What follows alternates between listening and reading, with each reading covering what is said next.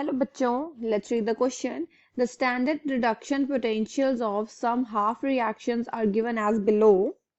The decrease in Gibbs energy, that is minus delta G, is responsible for the production of equivalent amount of electric work.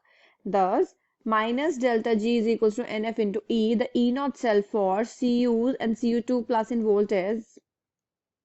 So first of all इस question में जो हमारा की concept रहेगा उसे हम सबसे पहले यहाँ पर डिस्कस कर लेते हैं. So here the key concept is all about standard reduction potential.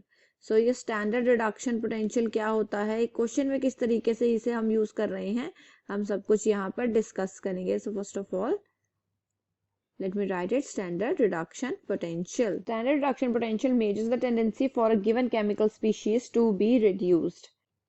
कि क्वेश्चन में जो हमें रिएक्शंस गिवन है उनके बारे में. तो सबसे पहले जो हमें गिवन है दैट इज Cu2 प्लस. जब इसने एक इलेक्ट्रॉन गेन किया तो ये किस में कन्वर्ट हो जाएगी, दैट Cu पॉजिटिव में. एंड इसकी हमें E नॉट वैल्यू भी दी गई है दैट इज 0.15 0.15 वोल्ट्स. एंड इसकी इस रिएक्शन की जो हमारे पास माइनस डेल्टा G वैल्यू हो जाएगी वो हमारे पास क्या हो जाएगी, that is E not F into 1. Clear? Same for the second reaction जो कि हमारे पास है that is Cu plus. जब इसने एक इलेक्ट्रॉन गेन किया तो ये कन्वर्ट हो जाता है हमारे Cu में. एंड इसमें हमारी जो E नॉट वैल्यू गिवन है वो है 0.5 वोल्ट्स. हम इसकी डायरेक्ट वैल्यू निकाल लेते हैं माइनस डेल्टा G की. So minus delta G not is equals to E not F into 1. हम उन दो इक्वेशंस को ऐड करेंगे तो हमारे पास क्या आ जाएगा, that is Cu2 plus plus 2 electrons gives Cu, right.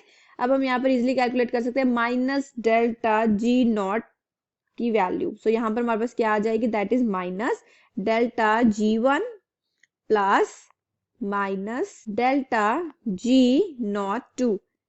Clear? इन दोनों की वैल्यूज हमें क्वेश्चन में गिवन है दैट इज 0.15 प्लस 0.5.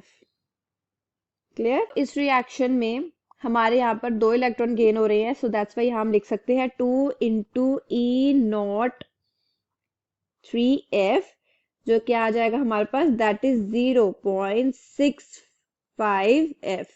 क्लियर? जैसे कि हमें पता है कि डेल्टा G किसके बराबर होता है, that is minus NF E not के.